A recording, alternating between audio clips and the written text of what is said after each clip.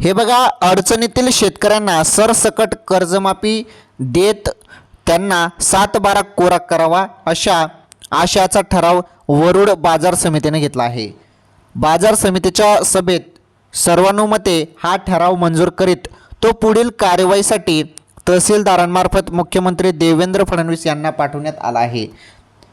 वरुड बाजार समितीचे सभापती नरेंद्र उर्फ बबलू शेषराव पावडे व संचालक मंडळाने हा ठराव घेतला। त्यानुसार यापूर्वी फडणवीस सरकारच्या काळात शेतकऱ्यांना काही लाख रुपयापर्यंतची कर्जमाफी देण्यात आली होती। त्याकरिता शेतकऱ्यांना ऑनलाईन नोंदणी प्रक्रिया पार पाडावी लागली।